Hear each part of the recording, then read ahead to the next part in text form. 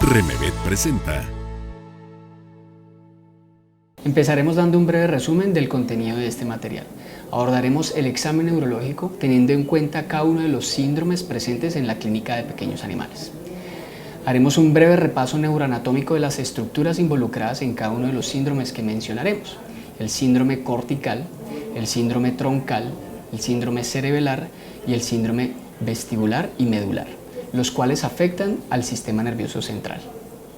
Antes de hacer la aproximación al examen neurológico es importante tener en cuenta la presentación de los signos y su cronología.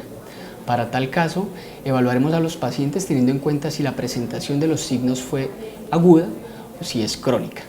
De los mismos, evaluaremos si es agudo progresivo o no progresivo y evaluaremos o determinaremos si el paciente es crónico no progresivo o crónico progresivo, lo que nos orientará hacia nuestro diagnóstico diferencial.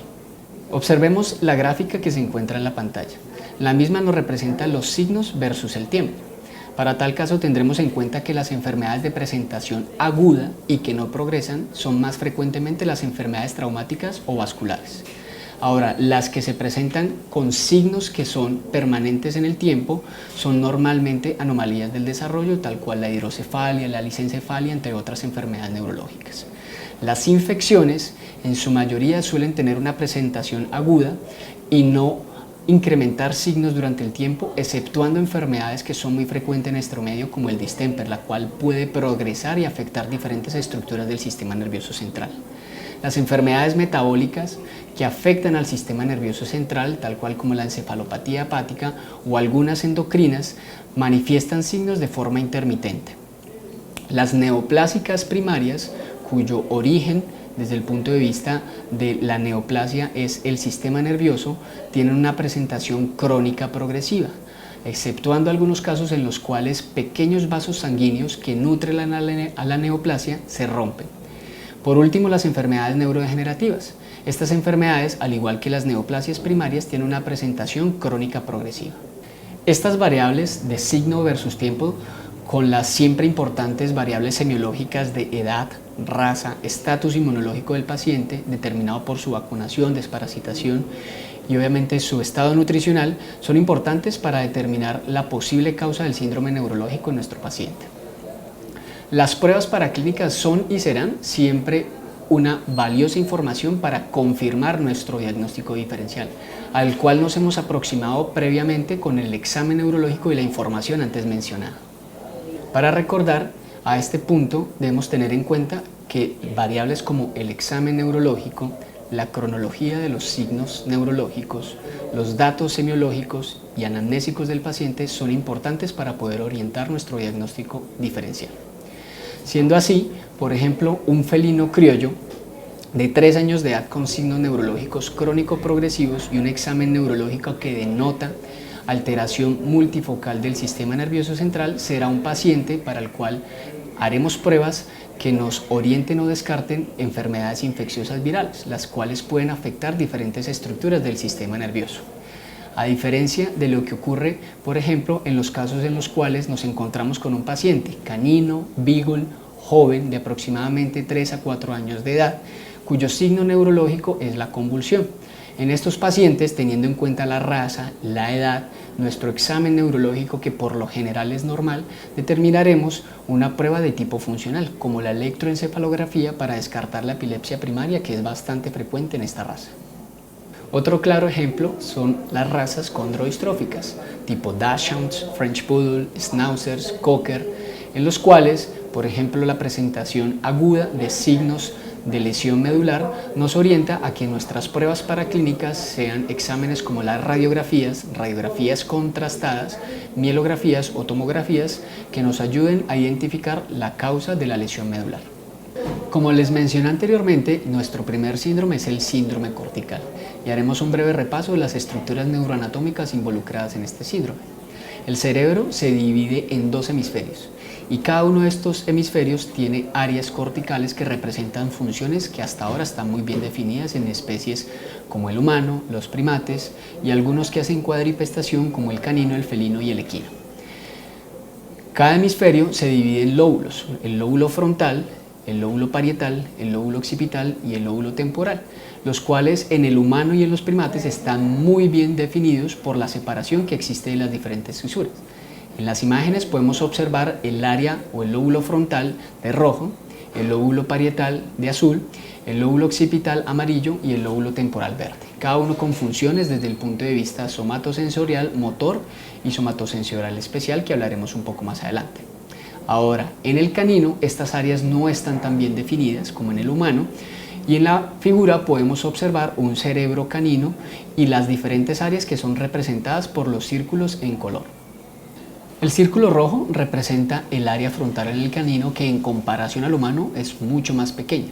Esta área frontal contiene el área motora suplementaria y el área premotora.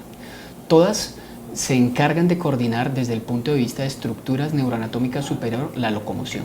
El área parietal está representada por el círculo azul y esta área se encarga de procesar toda la información somatosensorial especial y visceral. El círculo amarillo comprende la región occipital, donde se recibe toda la información visual. Siempre explico a mis clientes, cuando trato de orientarlos hacia dónde es la ceguera del paciente, que el ojo es la cámara del computador, el nervio es el cable de la cámara y el cerebro es la CPU. Si quiero que ellos entiendan dónde está el origen de la ceguera de su paciente, pues hago la analogía. Si es el ojo, es la cámara; si es el nervio, es el cable; y si es el cerebro, es la CPU.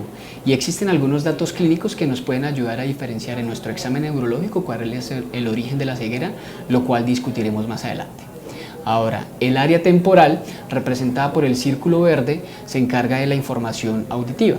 Es muy subjetiva la evaluación que hacemos en medicina veterinaria, pero existen algunas pruebas electrofisiológicas que nos pueden ayudar a determinar cuál es el origen de una sordera en los pacientes cuando sufren de acusia. Los pacientes con lesiones en el área más anterior del área frontal del cerebro en los caninos muchas veces pueden no exhibir todos los signos corticales que normalmente mencionamos. Los pacientes con lesiones en esta área pueden tener solo alteración en su marcha, como es el caso de Rita, esta boxer de 11 años de edad que muestra un déficit propioceptivo muy marcado en su miembro anterior izquierdo. Cuando hacemos las pruebas de propiocepción consciente y de hemisalto, observamos que su miembro posterior izquierdo no responde. Dentro de las pruebas que hicimos para determinar el origen, determinamos que el mismo era cortical y realizamos una resonancia magnética, la cual pueden ustedes observar tiene un evento isquémico en el área más anterior de la corteza frontal, lo cual produce el déficit propioceptivo en el miembro contralateral. Recuerden que el hemisferio izquierdo controla las funciones tanto motoras como somatosensoriales especiales del lado derecho, y el hemisferio derecho controla las del lado izquierdo, razón por la cual cuando sospechamos de que el origen de los signos neurológicos es la corteza, debemos buscar el origen en el hemisferio contralateral al cual se manifiestan los síntomas neurológicos. El área parietal y el área frontal en los caninos no son fáciles de diferenciar desde el punto de vista neuroanatómico, por lo cual en la zona marginal entre estas dos áreas convergen muchas de las funciones de una área y de la otra.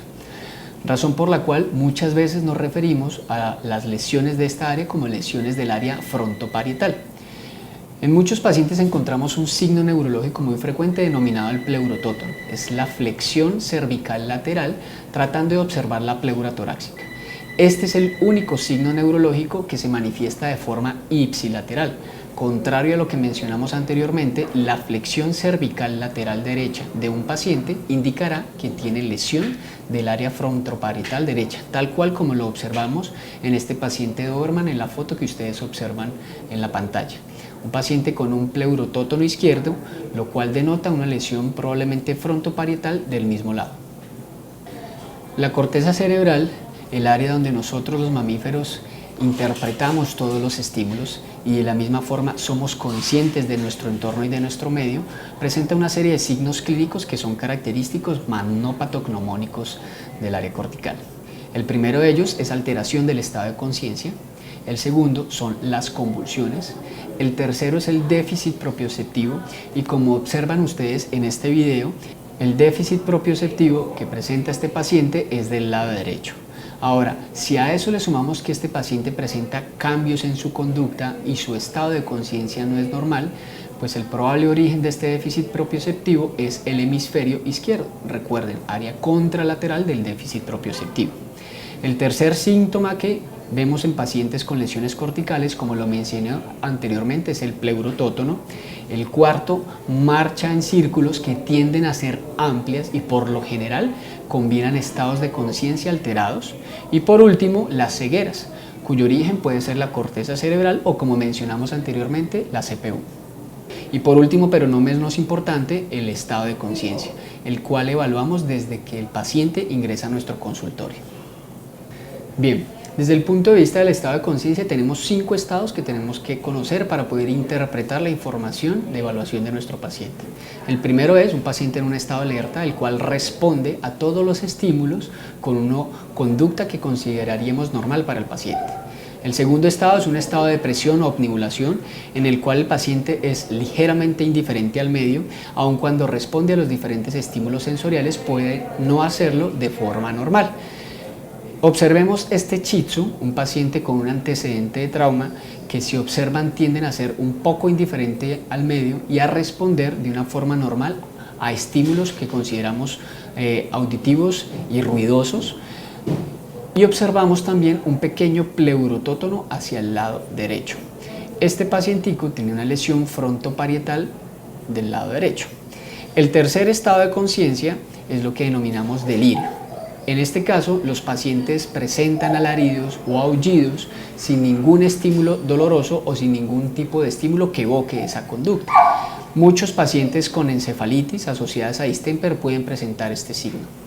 El cuarto estado de conciencia es el estado estuporoso, en el cual el paciente solo responde a estímulos nociceptivos, a estímulos dolorosos, como el pinzamiento de las articulaciones interfalángicas o como el pinzamiento de diferentes estructuras que causen dolor. Por último, el estado de coma, en el cual el paciente no responde a ningún tipo de estímulo. Es necesario tener en cuenta que la presentación de uno o más signos corticales nos puede orientar a un trastorno de tipo estructural, infeccioso o inflamatorio. Mientras que las convulsiones, por ejemplo, como único signo neurológico cortical, nos puede indicar más un trastorno de tipo funcional, en los cuales, digamos, dependiendo de la raza, edad y anamnésicos del paciente, nuestra orientación diagnóstica debería ser la epilepsia primaria. Nuestros exámenes paraclínicos deberían estar orientadas de acuerdo a uno de nuestros diagnósticos diferenciales. Como les mencioné anteriormente, si pensamos en un trastorno estructural, vascular, infeccioso o inflamatorio, las imágenes como la resonancia y la tomografía y toma de fluido cerebroespinal deberían ser nuestras prioridades para llegar al diagnóstico. Mientras que si nuestro principal diagnóstico diferencial es un trastorno funcional, deberíamos hacer pruebas que nos evalúen la función cerebral. Ahora, desde el punto de vista clínico, podemos hacer varias pruebas en nuestros pacientes, las cuales veremos a continuación. Lo primero que evaluamos es la marcha, al mismo tiempo que evaluamos la conducta y el estado de conciencia del animal, cómo se comporta y cómo interactúa con su entorno. Este es un paciente atento, con una marcha ligeramente mostrando déficit propioceptivo en los miembros posteriores, pero en este momento hacemos la evaluación tratando de observar al paciente desde adelante, desde atrás, por un lado y por el otro, para tratar de detectar déficit propioceptivos en su marcha. Ahora realizamos una prueba bastante sencilla, pero que nos provee bastante información. Es la propiocepción consciente. Tengan en cuenta que lo que hacemos es flectar las articulaciones interfalángicas y observar cuánto tarda en responder o retornarlo a su posición normal. Esta es una prueba que evalúa los propioceptores de la articulación, el nervio periférico que asciende a lo largo del miembro, llega hasta la médula espinal y desde la médula espinal va hacia la corteza frontoparietal del lado contralateral, o sea, del lado derecho. De esa misma área viene la respuesta que lo que hace es retornar el miembro a su posición normal. Ahora tengan en cuenta que es importante sostener el peso del paciente, ya que queremos evitar que la flexión del tarso, de la rodilla o de la cadera cuando flectamos el miembro se transforme en información propioceptiva, para poder hacer lo más sensible posible esta prueba. La siguiente prueba que realizamos es prueba de amenaza. La respuesta de amenaza es una prueba con la que evaluamos muchas estructuras corticales. Hacemos en un ojo, tapando uno, y luego vamos al otro ojo, tapando el otro. Esta es una prueba que evalúa estructuras oculares como la retina, el nervio óptico, se procesa en la corteza occipital del otro lado del ojo que estamos evaluando, y en la corteza frontal es donde se aprende que esto es una amenaza, por lo cual evaluamos múltiples estructuras corticales. Por último, están involucradas en esta respuesta áreas como el cerebelo y el nervio facial, quien es que finalmente provoca el cierre del párpado. Muchos pacientes, y sobre todo los cachorros, no tienen desarrollada el área frontal, por lo cual hasta los 4 meses esta respuesta está ausente. Y es importante que en muchas ocasiones estimulemos y les enseñemos que esta prueba o este estímulo es una amenaza para sus ojos. La siguiente prueba que vamos a realizar es la estimulación del plano nasal. Tomamos su hocico y lo que hacemos es poner una pinza dentro de la nariz en ambos lados. La respuesta que debe ubicar es una retracción del cuello, tal cual como le está haciendo Canela, y en algunos casos retracción del labio o lamido del plano nasal. Esas 3 respuestas evocadas en un paciente al cual le hacemos estimulación del plano son consideradas normales. Se observan, estas pruebas que acabamos de realizar no solo evalúan la corteza cerebral, sino evalúan muchas otras estructuras presentes en el tronco encefálico y también estructuras nerviosas periféricas, por lo cual cada vez que realizamos una de estas pruebas debemos tratar de hacer el nexo entre cada una de ellas para poder hacer la neurolocalización en nuestro paciente. Bien, continuaremos con el síndrome troncal. El tronco encefálico es una estructura que se podría considerar desde el punto de vista neuroanatómico compleja. Sin embargo, para poder simplificar nuestro examen neurológico nos orientaríamos hacia el diagnóstico de este síndrome evaluando los pares craneales.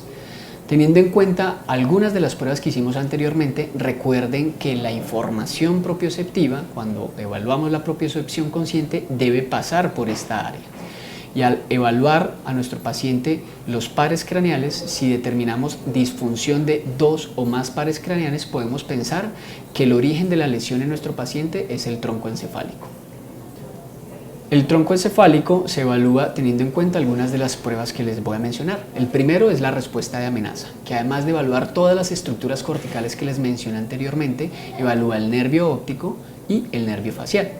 La segunda prueba que utilizaremos para evaluar es la estimulación del plano nasal, la cual también evoca una respuesta cuyo origen es la corteza cerebral, pero también evalúa el nervio trigémino y el nervio facial. En tercera instancia, el reflejo fotopupilar, para lo cual hay que tener en consideración varios aspectos. El primero es, existen muchos pacientes que se encuentran muy nerviosos durante la evaluación, razón por la cual su pupila se encuentra dilatada y no responde de manera adecuada a la fotoestimulación con el oftalmoscopio convencional.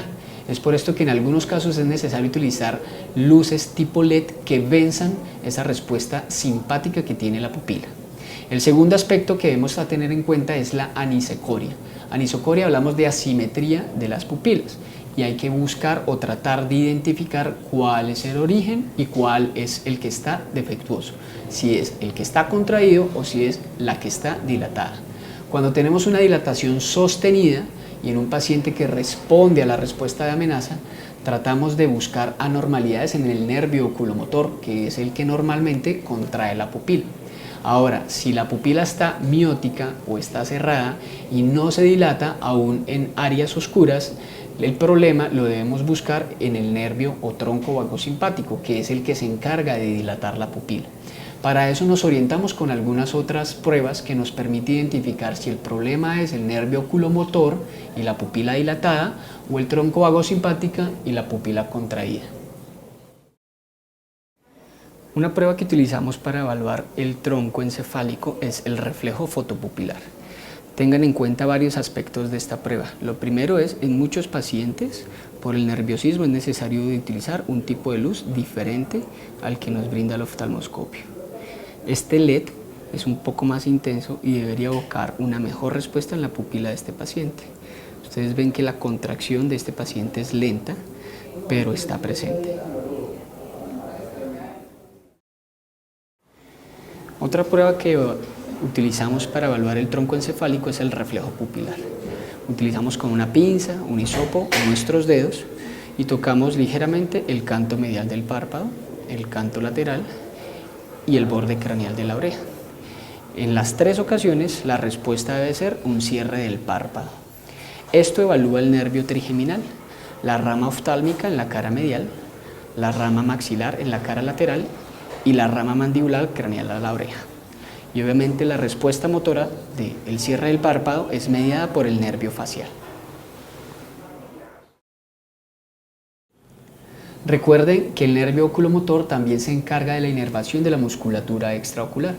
Por eso en un paciente con un déficit del oculomotor podemos encontrar como signo asociado el estrabismo ventrolateral. Ahora, los pacientes con lesión del tronco vagosimpático normalmente muestran signos tipo síndrome de Horner, los cuales se caracterizan por la pupila contraída, el prolapso del tercer párpado y ptosis palpebral. Vemos una asimetría en los párpados de ambos ojos.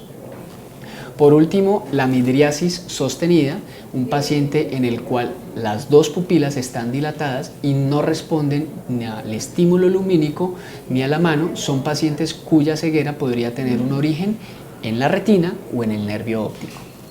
Aquí observamos el video de esta gatica con una midriasis sostenida en ambos ojos.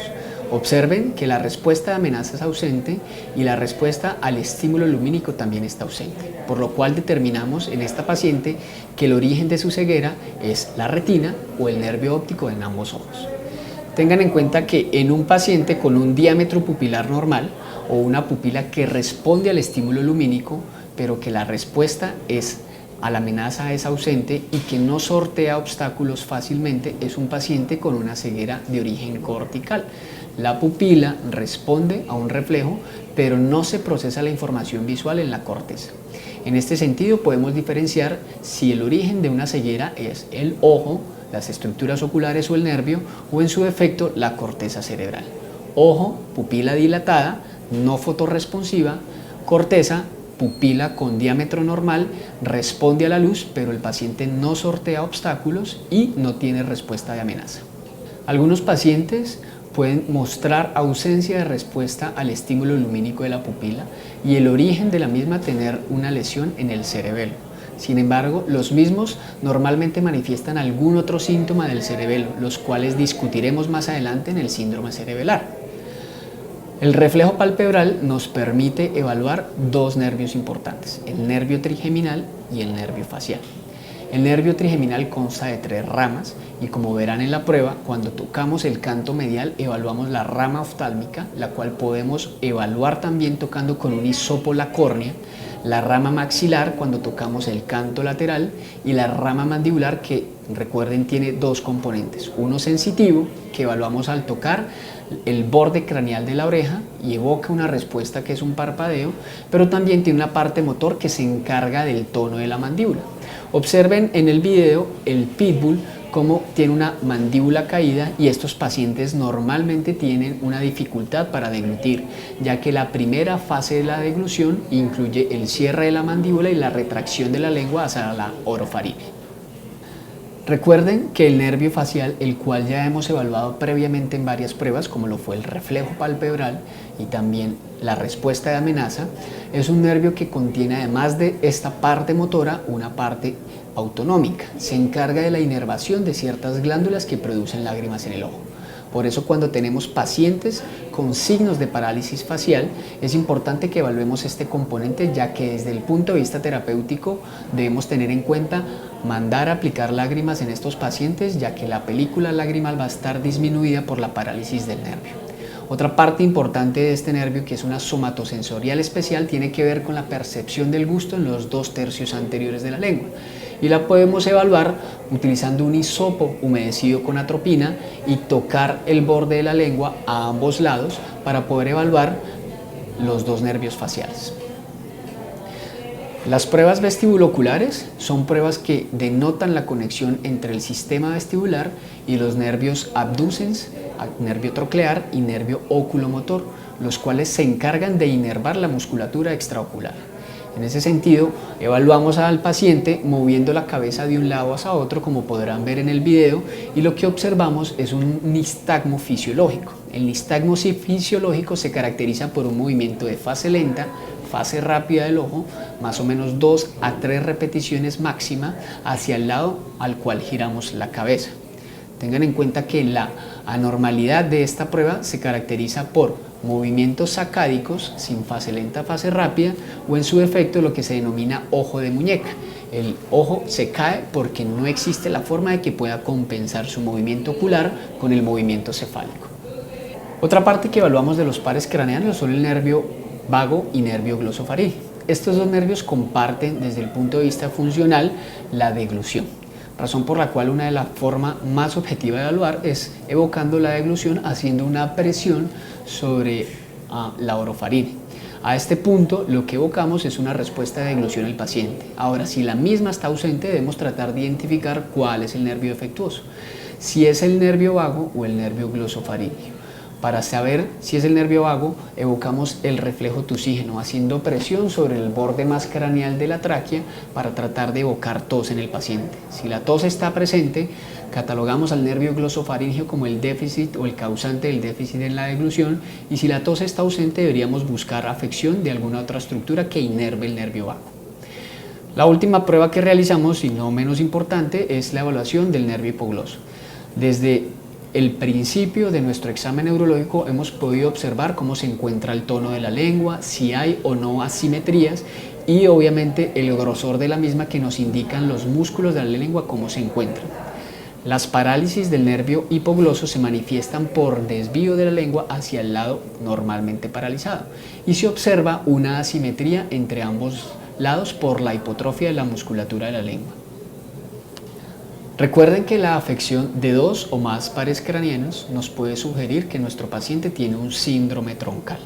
Muchos de estos pacientes presentan, además de afección de los pares craneanos, el déficit propioceptivo, el cual les mencioné anteriormente que la información aferente pasa por el tronco, y también algunos casos, cuando las lesiones son muy severas, pueden presentar compromiso de su estado de su conciencia. Ahora, como toda regla tiene su excepción, la afección de 2 pares craneanos, en este caso el nervio facial y el nervio vestíbulo coclear, no indica siempre una lesión a nivel central del tronco encefálico. Recuerden que desde el punto de vista anatómico, la bulla timpánica, estructura del oído medio, está muy cercana al nervio facial, razón por la cual un paciente con una otitis media interna puede manifestar síndrome vestibular con una parálisis facial del mismo lado. Ahora diferenciaremos un poco más cómo podemos diferenciar si el origen de este síndrome es a nivel central o periférico. Pero es importante tener en cuenta que estos dos nervios pueden ser afectados y no por una lesión troncal. Otro signo que podemos ver afectados en estos pacientes es la inervación simpática de la cara. Muchos pacientes con lesiones del oído medio interno pueden manifestar síndrome vestibular y síndrome de Horner, el cual hablaremos también en más detalle cuando hablemos del síndrome vestibular. Las causas más frecuentes de afección del tronco encefálico en mi experiencia clínica son las causas vasculares, las causas neoplásicas y las infecciosas, para lo cual debemos tener en mente lo que mencionamos al principio de este video, y es la presentación de los signos versus el tiempo. Una lesión vascular, signos agudos; una lesión neoplásica, crónico progresivo; y una infección o inflamación, también una enfermedad o una presentación que puede ser aguda, o en su efecto podemos tener una presentación crónica progresiva de la misma. Ahora vamos a hablar del síndrome cerebelar. Este es probablemente uno de los síndromes más frecuentes en la clínica de pequeños animales, y sobre todo en áreas donde la meningoencefalitis por distemper es muy frecuente. En el síndrome cerebelar tenemos 3 signos característicos que nos orientan de forma muy fácil hacia el diagnóstico y neurolocalización. El primero de ellos es lo que denominamos el tremor de intención, y en Colombia llamamos a este signo el movimiento de cabeza como perro de taxi. Es un signo muy frecuente y se caracteriza por un movimiento de la cabeza o cefálico no coordinado. Aquí tenemos 2 ejemplos: el tremor cefálico de este labrador y el tremor cefálico de este felino. En el caso del labrador, una meningoencefalitis por distemper; en el caso del felino, una meningoencefalitis por peritonitis infecciosa felina. Este movimiento se exacerba cuando el paciente intenta hacer un movimiento dirigido. Si ustedes observaron, en el labrador, cuando se le ofrece alimento, se exacerba el movimiento o tremor cefálico. El segundo signo es la ataxia cerebelar y se caracteriza por lo que denominamos sustentación en base ancha. Los miembros anteriores y posteriores se abren para que el paciente pueda tratar de mantenerse en estación. Aquí vemos, por ejemplo, el video de este pacientico con una marcha que denominamos con ataxia cerebelar. Trata de balancearse de un lado a otro y eso es muy característico de esta ataxia. Por último, la marcha hipermétrica. La marcha hipermétrica se caracteriza por una hiperflexión generalmente de los miembros anteriores. Aquí observamos este poodle con un síndrome cerebelar que tiene una marcha hipermétrica, caracterizada, como les mencioné, por la hiperflexión de los anteriores. En Colombia le denominamos a esa marcha marcha de caballo de paso fino, porque es muy característica de los ejemplares equinos que tienen este tipo de marcha. Las afecciones del cerebelo en nuestro medio son en su orden, desde lo más frecuente hasta lo menos frecuente, las meningoencefalitis por distemper, las lesiones vasculares, las lesiones neoplásicas y en algunas razas como los pug, las lesiones inflamatorias pueden también causar un síndrome cerebelar. Ahora vamos a hablar del síndrome vestibular, probablemente uno de los más frecuentes en la clínica de pequeños animales. Creo que es una de las principales causas de consulta en pacientes con trastornos neurológicos. Y aquí el reto no es determinar si es o no un síndrome vestibular, sino cuál es el origen del síndrome. Un síndrome vestibular periférico, un síndrome vestibular central o un síndrome vestibular que se denomina en la literatura como paradojal, el cual se caracteriza por tener signos similares a un síndrome vestibular, pero el origen son las estructuras cerebelares que hacen conexión con el sistema vestibular. Recuerden que desde el punto de vista neuroanatómico el sistema vestibular interactúa con otras estructuras. La primera interacción es con los nervios que les mencionaba anteriormente, inervan la musculatura extraocular y de ahí que se presenta el nistagmo. También interactúa el sistema vestibular con motoneuronas inferiores en la médula espinal y de ahí la hemiataxia vestibular y también estructuras cerebelares y también estructuras como la zona quimiorreceptora gatillo, que es una zona que en el humano está muy bien desarrollada y tiene que ver con evocar el vómito. Por eso las personas que sufren de mareo, lo que ellos denominan vértigo, también les da la sensación de vomitar. Eso no ocurre tan frecuentemente en pequeños animales. Ahora, lo importante sobre los signos que vamos a estudiar a continuación es tratar de identificar algunas cosas claves que nos permitan diferenciar entre el síndrome vestibular central, vestibular periférico y paradójico. El primero que vamos a hablar es el nistagmo, el signo neurológico por el cual frecuentemente consultan los propietarios, y los nistagmos deben tener en cuenta ustedes las siguientes características. Primero, cuál es su orientación, si la orientación es horizontal, vertical o rotatoria. Eso nos puede ayudar a orientar el origen del síndrome. Como ustedes pueden ver en este felino, observamos un nistagmo de tipo horizontal. Lo segundo que vemos es un boxer, paciente de edad avanzada con un nistagmo de tipo vertical. Y por último, existen pacientes, y es el más frecuente de los nistagmos, con un nistagmo rotatorio. Ahora, estos nistagmos tienen dos fases. Al igual que el nistagmo fisiológico, una fase lenta y una fase rápida. Por lo general, la fase lenta nos orienta hacia el lado de la lesión. Entonces, si la fase lenta del nistagmo está hacia el lado izquierdo, la lesión vestibular será del lado izquierdo. Pero desde el punto de vista de nomenclatura, utilizamos la fase rápida para denotar o describir el nistagmo. Por ejemplo, el paciente felino con un nistagmo horizontal y la fase rápida hacia el lado derecho, hablaremos de que tiene un nistagmo horizontal derecho, ¿sí? En ese sentido, los nistagmos verticales son patognomónicos de lesiones del tronco encefálico. El segundo signo que observamos en pacientes con síndrome vestibular es la inclinación-rotación cefálica, también muy característico del síndrome vestibular, y se da por la interacción que existe entre el sistema vestibular y las motoneuronas de la médula espinal que controlan la musculatura cervical, y en su defecto lo que observamos es la inclinación hacia el lado de la lesión vestibular. El tercer signo es la ataxia vestibular, la cual es hemilateral se observa de forma mucho más notoria en el lado hacia el cual está inclinada la cabeza cuando el origen de la lesión es vestibular. Ahora tengan en cuenta que la misma, si el origen es vestibular, es ipsilateral. Por el contrario, si el paciente presenta una lesión cerebelar, los pacientes exhiben una rotación cefálica contralateral hacia el lado hacia el cual los miembros están comprometidos desde el punto de vista de coordinación motora. Aquí observamos, por ejemplo, un paciente chau-chau, el cual presenta una inclinación cefálica hacia el lado derecho con una hiperextensión de los miembros del lado izquierdo. Este pacientico tenía una lesión vascular del cerebelo. Las estructuras que se comprometen, si quieren sonar un poco más técnicos, son el lóbulo flóculo-nodular y los pedúnculos cerebelares caudales, estructuras que interactúan con el sistema vestibular.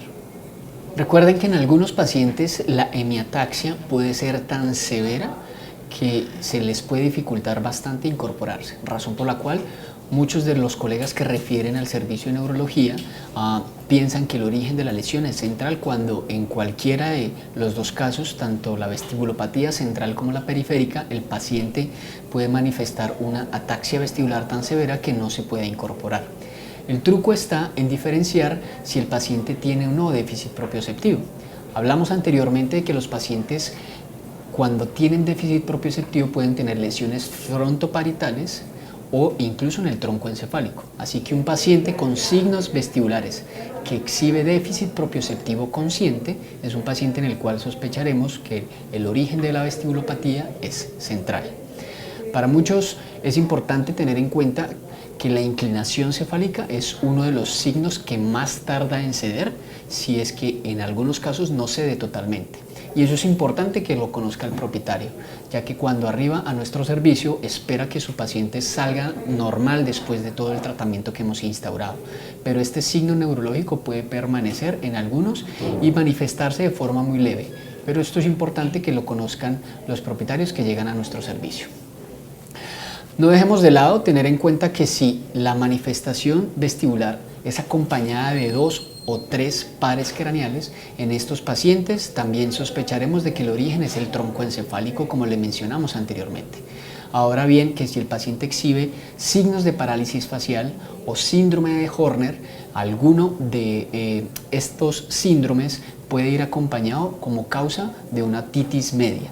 Estos pacientes, por la estrechez anatómica que existe entre el tronco vagosimpático, el nervio facial y la bulla timpánica, pueden exhibir afección de estos nervios como consecuencia de la inflamación de estructuras del oído medio interno.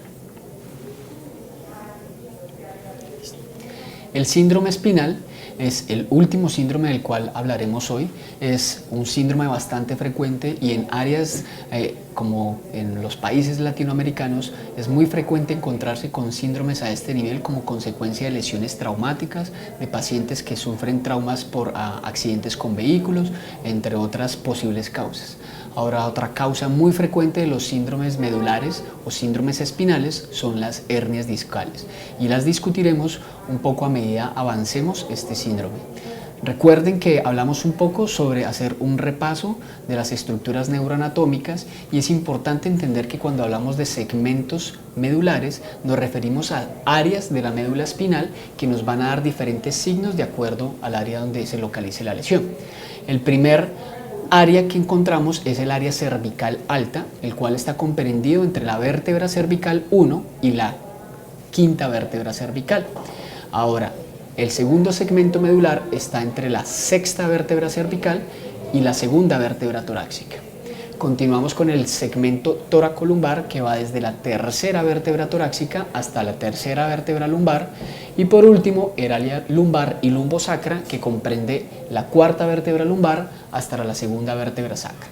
Y para ello, cada una de estas áreas y su afección manifestará signos que en los miembros anteriores y posteriores que nos ayudarán a localizar el área lesionada.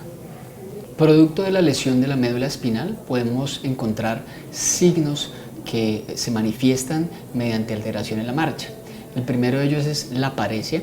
La paresia se caracteriza por una pérdida del control motor, la cual puede ser ambulatoria, en el cual el paciente tiene aún la capacidad de caminar, de marchar, pero se manifiesta o se observa de forma incoordinada.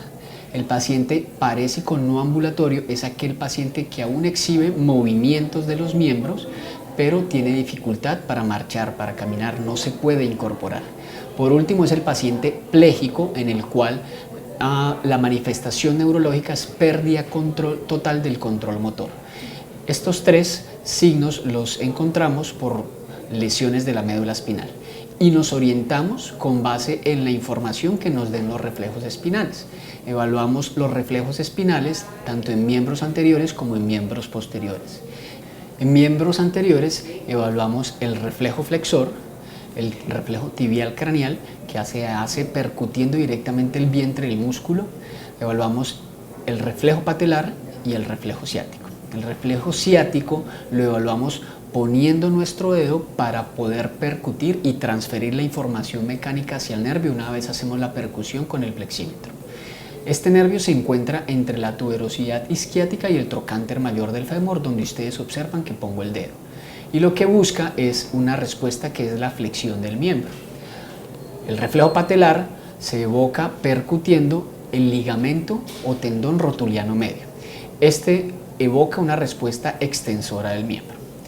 Ahora, no podemos dejar de lado unas pruebas que nos pueden ayudar a orientar si las lesiones que tenemos en estos pacientes son más caudales que el área lumbosacra, y es el reflejo bulbouretral y el reflejo del área perineal. Recuerden que esta es una prueba sencilla de realizar, pero que da información del área de la lesión cuando sospechamos que existen lesiones caudal a la vértebra lumbar 4. Este se hace solo tocando con una pequeña pinza o tocando con un hisopo el área perineal, y la respuesta que observamos es contracción del ano con flexión de la cola. Esta se debe hacer evaluando ambos lados de la cola para poder determinar que haya lesiones que sean simétricas o no. Ahora bien, los reflejos los debemos interpretar de acuerdo a una escala que existe en la literatura, y es de 0 a 4. Determinamos de acuerdo a la respuesta que obtengamos si están disminuidos, más 1, ausentes, 0, más 2, normales, más 3, aumentados, y más 4, clonos. El clonos es una respuesta que normalmente se genera cuando existen lesiones de motoneurona superior. Ahora, no se preocupen, ya haremos un breve repaso sobre estas estructuras para poderles explicar mejor las diferentes áreas de lesión de la médula espinal. Pero normalmente esta prueba se observa cuando el paciente, después de percutir, no hace una única respuesta, sino que el miembro queda temblando después de la percusión o evocar el reflejo. Y esto nos indica lesiones de motoneurona superior. Ahora, cuando hablamos de reflejos aumentados, más 3 o más 4, hablamos de lesiones de motoneurona superior. Cuando hablamos de lesiones de reflejos más 1 o 0, hablamos de lesiones de motoneurona inferior, para lo cual ya haremos un breve repaso neuroanatómico como mencionamos anteriormente para cada uno de los síndromes. Para poder identificar estos signos asociados a cada una de las motoneuronas lesionadas, es importante tener en cuenta que las motoneuronas superiores son estructuras superiores que ejercen un control sobre la marcha o locomoción. Existen 4 núcleos importantes de ellos, y como ustedes ven en la imagen están el núcleo cortical o el área cortical, que está en el área frontal, y estructuras subcorticales o del tronco encefálico, como lo es el núcleo rojo, el núcleo reticular y los núcleos vestibulares. Estas 4 estructuras de orden superior se encargan del control de la marcha. Sus axones, como ven en la imagen, descienden por toda la médula espinal y hacen contacto con lo que denominamos motoneuronas inferiores. Son neuronas cuyos somas o cuerpos neuronales se encuentran en la intumescencia cérvico-torácica al espacio de C6-T2, o en la intumescencia lumbar, cuya localización anatómica puede variar dependiendo de la especie, pero más o menos se encuentran entre L4 a L6. Cuando hablamos de lesiones de motoneurona superior, son los axones de las motoneuronas que se encuentran en corteza y otras áreas los que se lesionan, y cuando hablamos de lesiones de motoneurona inferior, son los somas o cuerpos neuronales los que se lesionan a la altura de la intumescencia. Recuerden que cada uno de los nervios espinales dejan la columna vertebral a través de unas estructuras que denominamos los forámenes intervertebrales. Como ustedes pueden ver en la imagen, encerrado por pequeños circulitos están los nervios espinales dejando la columna vertebral.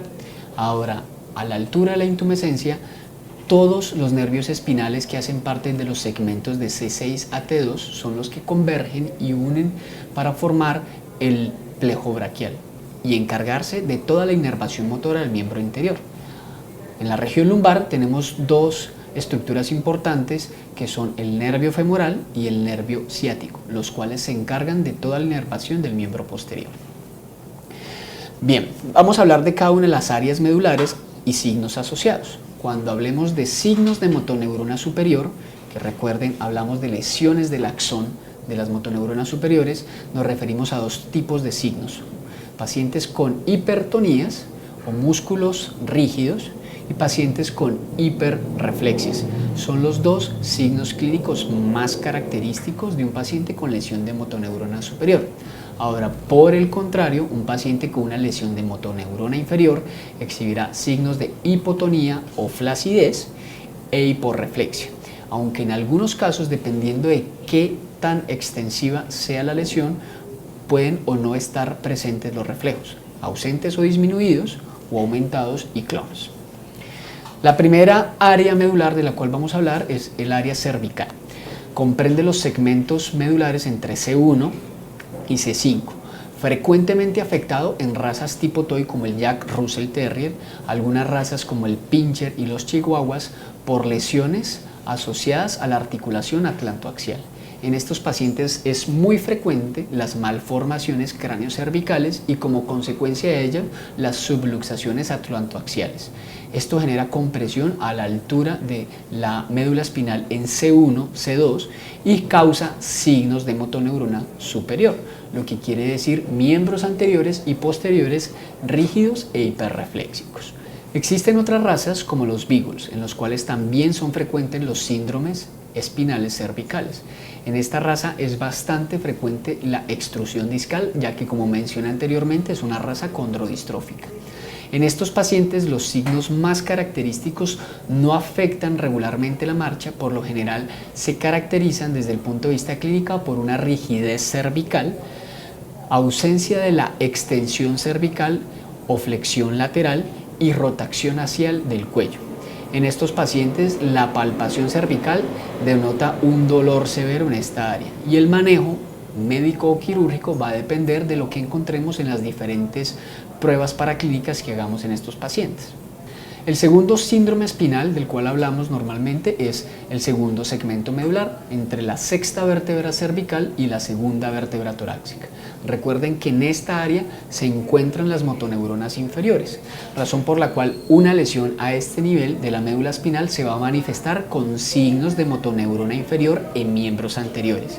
Pero piensen que a su vez, por esa misma área pasan axones que van hacia los miembros posteriores de las motoneuronas superiores.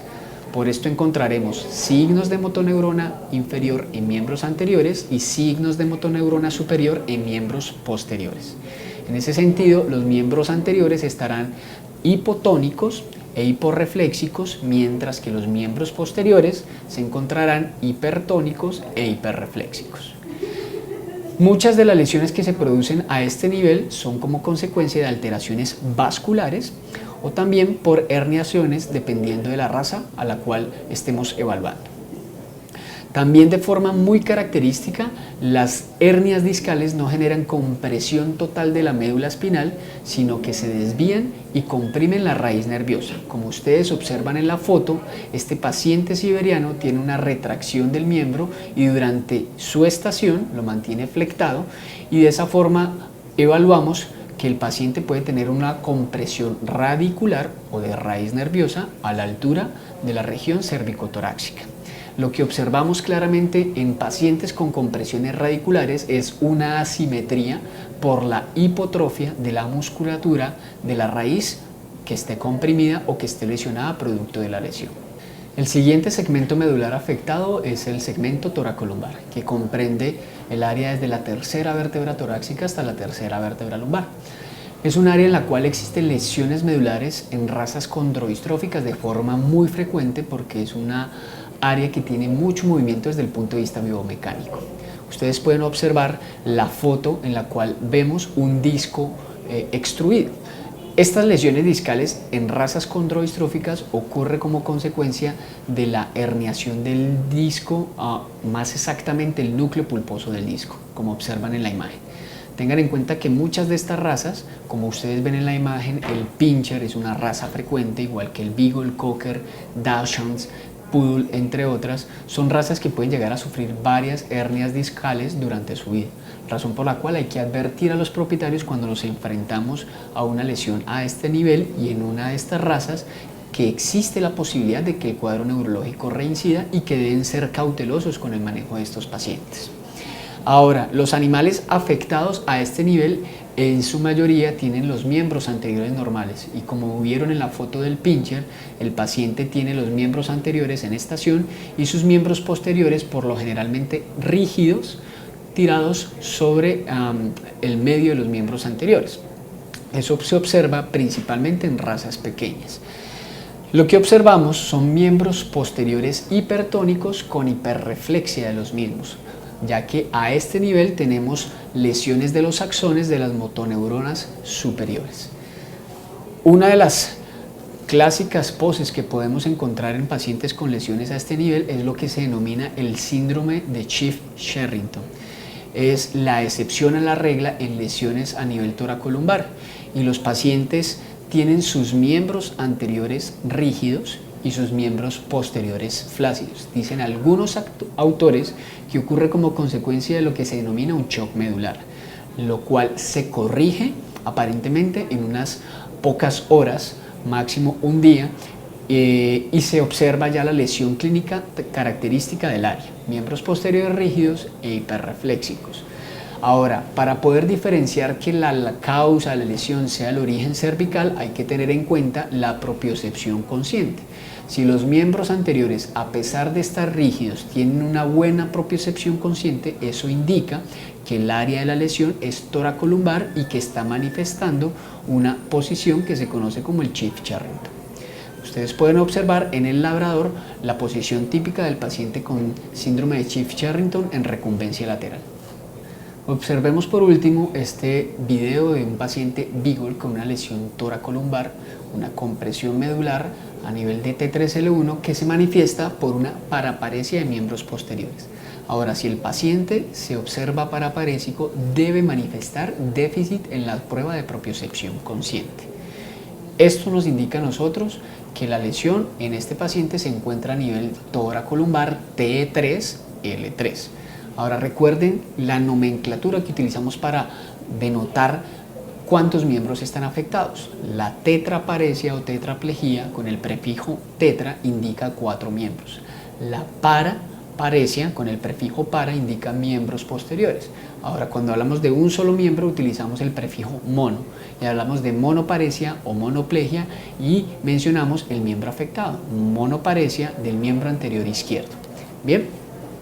Por último, pero no menos importante porque de hecho en la clínica de pequeños es bastante frecuente y sobre todo en razas grandes es el síndrome lumbosacro. El síndrome lumbosacro que comprende estructuras anatómicas desde la cuarta vértebra lumbar hasta la segunda vértebra sacra. En pacientes grandes de edad avanzada, tal cual como la paciente que observamos durante las pruebas, es muy frecuente la lesión a este nivel por lo que se denomina el síndrome de inestabilidad lumbosacra.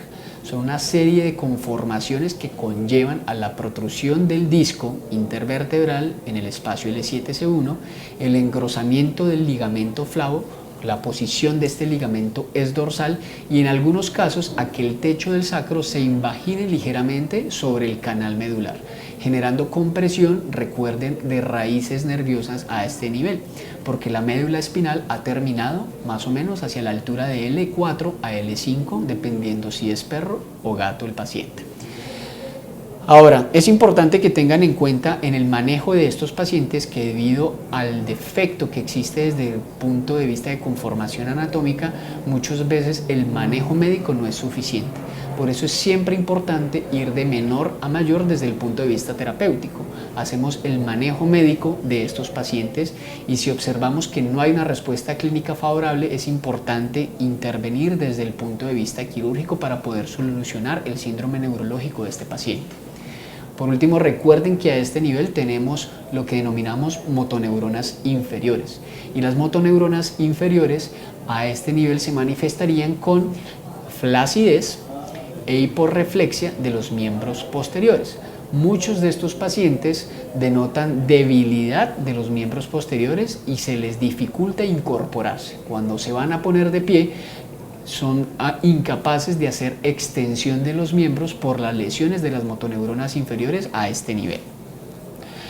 En felinos es bastante frecuente encontrar lesiones a este nivel, sobre todo animales jóvenes positivos a leucemia viral felina, lesiones linfomatosas infiltrativas. Así que si ustedes tienen un felino joven menor a 3 años de edad que sale con un síndrome neurológico lumbosacro y positivo a leucemia viral felina, sospechen de que la causa de su síndrome neurológico no sea exclusivamente el virus lesionando la médula, sino que se haya podido formar un linfoma a este nivel. Son raros los linfomas primarios, razón por la cual hay que buscar agrandamientos de linfonódulos en otras áreas, tomando placas de tórax o haciendo radiografías de abdomen para poder descartar al linfoma como una causa del síndrome neurológico en el paciente. Recuerden que los procesos crónicos a este nivel se pueden manifestar a través de la hipotrofia de la musculatura flexora del miembro.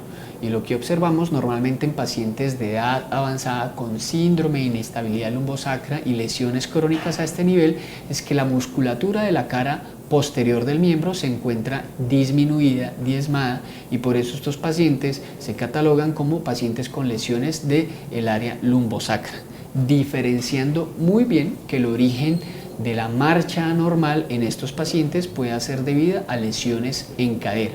Por eso tenemos que tratar de evaluar de forma muy precisa los reflejos espinales en los miembros posteriores para poder determinar si el origen de la anormalidad en la marcha es ortopédico o neurológico. Bueno, colegas, espero haberles brindado información para poder hacer un examen neurológico fácil y sencillo y poder hacer una muy buena neurolocalización en sus pacientes. Recuerden tener en cuenta varios aspectos. El primero es la presentación de los signos, si los signos versus el tiempo son agudos, progresivos o no, crónicos, progresivos o no, y también los pequeños tips que les di para poder tratar de localizar el área afectada en el sistema nervioso.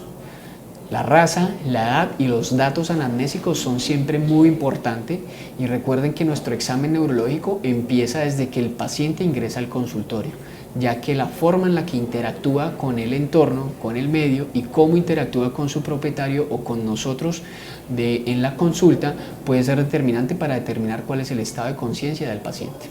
Muchas gracias y hasta una próxima ocasión.